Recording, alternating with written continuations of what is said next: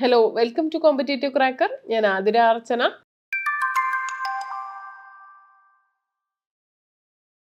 നമ്മളുടെ CSEB എക്സാമിന് ഏറ്റവും ഇമ്പോർട്ടൻ്റ് ആയിട്ടുള്ള ഒരു ഏരിയ ആണ് അക്കൗണ്ടിങ് എന്ന് പറയുന്നത്. കാരണം നമുക്കറിയാം 20 മാർക്കിനാണ് അക്കൗണ്ടിങ് ചോദ്യങ്ങൾ.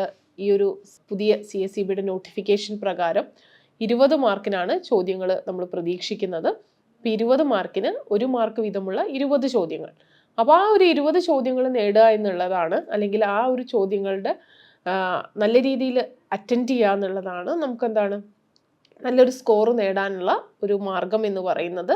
അക്കൗണ്ടിങ്ങിനെ സംബന്ധിച്ചിടത്തോളം നമുക്കറിയാം, അക്കൗണ്ടിങ് പഠിച്ചു കഴിഞ്ഞാൽ നമുക്ക് ഏറ്റവും ഈസി ആയിട്ടുള്ള ഒരു സബ്ജക്റ്റാണ്. നമുക്ക് ബാക്കി സബ്ജക്റ്റുകളെ പോലെയൊന്നുമല്ല, നമുക്കെന്താണ് മനസ്സിലാക്കി പഠിച്ചാൽ നമുക്ക് ഒരിക്കലും മറക്കാത്ത ഒരു സബ്ജക്റ്റാണ് അക്കൗണ്ടിങ് എന്ന് പറയുന്നത്. പിന്നെ നമ്മളെ സംബന്ധിച്ചിടത്തോളം പികോം കോർപ്പറേഷനും അതുപോലെ തന്നെ HDC ഒക്കെ കഴിഞ്ഞ ഉദ്യോഗാർത്ഥികളെ സംബന്ധിച്ചിടത്തോളം നിങ്ങളുടെ +2 മുതൽ നിങ്ങൾ പഠിക്കുന്ന ഒരു സബ്ജക്റ്റ് കൂടിയാണ് അക്കൗണ്ടിങ് എന്ന് പറയുന്നത്, കൊമേഴ്സ് സ്ട്രീമിലുള്ള ആളുകൾ. അപ്പോൾ അവരെ സംബന്ധിച്ചിടത്തോളം വളരെ ബേസിക് ആയിട്ടുള്ള കാര്യങ്ങളാണ് നമ്മളുടെ അക്കൗണ്ടിങ് എന്ന് ഈ ഒരു CSEB എക്സാമിന് ചോദിക്കാറുള്ളത്. അപ്പോൾ ഏതൊക്കെയാണ് ആ ഏരിയാസ് എന്ന് നോക്കാം. നമുക്കെന്താണ് അക്കൗണ്ടിങ് എന്ന് ഇതുവരെ CSEB ചോദിച്ചിട്ടുള്ള ഏരിയാസ് ആണ് നമ്മളിവിടെ പോയിന്റ് ഔട്ട് ചെയ്തിട്ടുള്ളത്. ഫസ്റ്റ് എന്താണ് ജേർണൽ എൻട്രി. നമ്മൾ ബേസ് ആണ് ജേർണൽ എൻട്രി എന്ന് പറയുന്നത്. ജേർണൽ എൻട്രിയും അതുമായിട്ട് റിലേറ്റ് ചെയ്ത ചോദ്യങ്ങൾ CSEB എക്സാമിന് വന്നിട്ടുണ്ട്. അതുപോലെ തന്നെ അക്കൗണ്ടിങ് സ്റ്റാൻഡേർഡ്സ്, പിന്നെ നമുക്ക് ജനറലി അക്സെപ്റ്റഡ് അക്കൗണ്ടിങ് പ്രിൻസിപ്പിൾസും അതുപോലെ തന്നെ അക്കൗണ്ടിങ് സ്റ്റാൻഡേർഡ്സും ഒക്കെ ചോദിക്കാൻ സാധ്യത ഉള്ളതാണ്. അതിൽ തന്നെ അക്കൗണ്ടിങ് സ്റ്റാൻഡേർഡ്സിൽ തന്നെ സ്ഥിരം ചോദിക്കുന്ന ചില അക്കൗണ്ടിങ് സ്റ്റാൻഡേർഡ്സ് ഉണ്ട്. ക്യാഷ് ഫ്ലോ, പിന്നെ ഇൻവെൻട്രിയുമായിട്ട് ബന്ധപ്പെട്ടിട്ടുള്ള അങ്ങനെയുള്ള അക്കൗണ്ടിങ് സ്റ്റാൻഡേർഡ്സ് ഒക്കെയാണ് സ്ഥിരമായിട്ട് ചോദിച്ചിട്ടുള്ളത്. പിന്നെ ലെഡ്ജറുമായിട്ട് ബന്ധപ്പെട്ടിട്ടുള്ള ചോദ്യങ്ങൾ ഈ ഒരു CSEB എക്സാമിന് മുന്നേ ചോദിച്ചിട്ടുണ്ട്. പലതരത്തിലുള്ള ലെഡ്ജേഴ്സ് ഉണ്ട്. എന്താണ് ലെഡ്ജർ എന്നും ആ പലതരത്തിലുള്ള ലെഡ്ജേഴ്സ് എന്തൊക്കെയാണെന്നും അറിഞ്ഞിരിക്കണം. പിന്നെ ബേസിക് ടേംസ് ഓഫ് അക്കൗണ്ടിങ്. നമുക്കറിയാം അക്കൗണ്ടിങ്ങിൽ സ്ഥിരമായിട്ട് നമ്മൾ ഉപയോഗിക്കുന്ന ചില ടേംസ് ഉണ്ട്. ഇപ്പോൾ എക്സാമ്പിൾ പറയുകയാണെങ്കിൽ ക്യാപിറ്റൽ, റവന്യൂ, എക്സ്പെൻസ്, എക്സ്പെൻഡിച്ചർ. അപ്പോൾ ഇങ്ങനെയുള്ള ടേംസ് ഒക്കെ നമ്മൾ എന്താണ് അറിഞ്ഞിരിക്കണം. ട്രയൽ ബാലൻസിനെ കുറിച്ച് അറിഞ്ഞിരിക്കണം. ട്രയൽ ബാലൻസ് ഒരു സ്റ്റേറ്റ്മെൻ്റ് ആണ്. അങ്ങനെയുള്ള രീതിയിലൊക്കെ ഉള്ള ചോദ്യങ്ങൾ CSEB is A financial statement, അങ്ങനെയുള്ള ചോദ്യങ്ങളൊക്കെ എന്താണ് CSEB എക്സാമിന് ചോദിച്ചതാണ്. അരിത്തമെറ്റിക്കൽ അക്യുറസി മെഷർ ചെയ്യാൻ വേണ്ടിയിട്ട് നമ്മൾ യൂസ് ചെയ്യുന്ന സ്റ്റേറ്റ്മെൻറ്റ് ഏതാണ്, അല്ലെങ്കിൽ പ്രിപ്പയർ ചെയ്യുന്ന സ്റ്റേറ്റ്മെൻറ്റ് ഏതാണെന്ന് ചോദിക്കാറുണ്ട്. അപ്പോൾ ട്രയൽ ബാലൻസ് ഇമ്പോർട്ടൻ്റ് ആണ്. പിന്നെ ഡിപ്രിസിയേഷനും അതിൻ്റെ മെത്തേഡ്സ്, എന്താണ് ഡിപ്രിസിയേഷൻ കാൽക്കുലേറ്റ് ചെയ്യാനുള്ള മെത്തേഡ്സ് എന്തൊക്കെയാണെന്ന് ചോദിക്കാറുണ്ട്.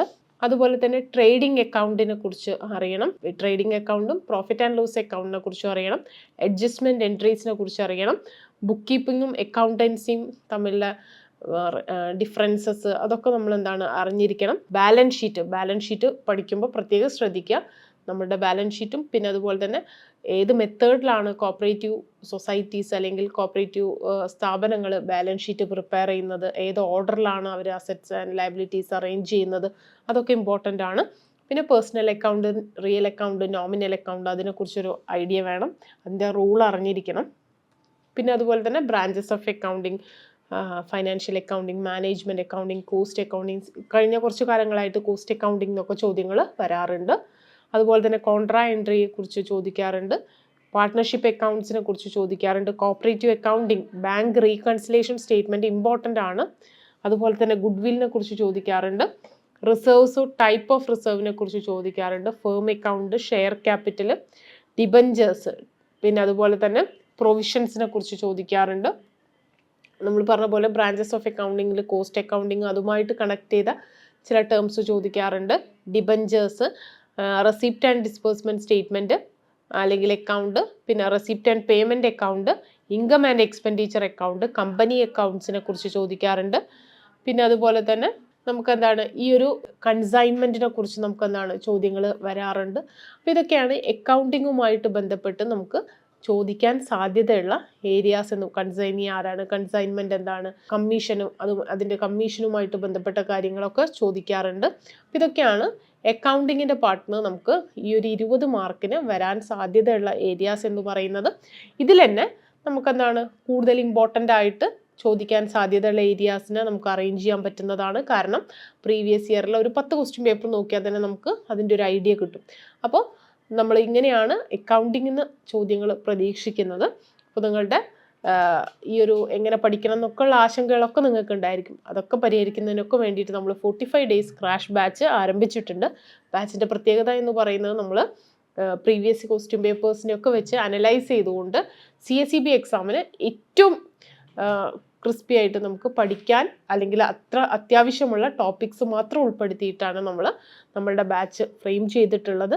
വളരെ ഇമ്പോർട്ടൻ്റ് ആയിട്ടുള്ള ഏരിയാസ്, എന്നാൽ എന്താണ് എല്ലാ ഏരിയാസിലൂടെയും കടന്നു പോകും. പക്ഷെ ഇമ്പോർട്ടൻ്റ് ആയിട്ടുള്ള ഏരിയാസിന് കൂടുതൽ ഊന്നൽ നൽകിക്കൊണ്ടാണ് നമ്മൾ നമ്മുടെ ക്ലാസ് ഷെഡ്യൂൾ ചെയ്തിട്ടുള്ളത്. മെൻറ്റർഷിപ്പ് പ്രോഗ്രാംസും അതുപോലെ തന്നെ ലൈവ് എക്സാമും അതുപോലെ വീക്ക്ലി മോഡൽ എക്സാംസ് ഒക്കെ നമ്മൾ പ്രൊവൈഡ് ചെയ്യുന്നുണ്ട്. ബാച്ചിൽ ജോയിൻ ചെയ്യാൻ താല്പര്യമുള്ള ഒരു ബോട്ട് നമ്പറിൽ കോൺടാക്ട് ചെയ്യുക. ഇത്തവണത്തെ CSEB ജൂനിയർ ക്ലർക്ക് കാഷ്യർ പരീക്ഷ നമുക്ക് CC യോടൊപ്പം ക്രാക്ക് ചെയ്യാം. താങ്ക്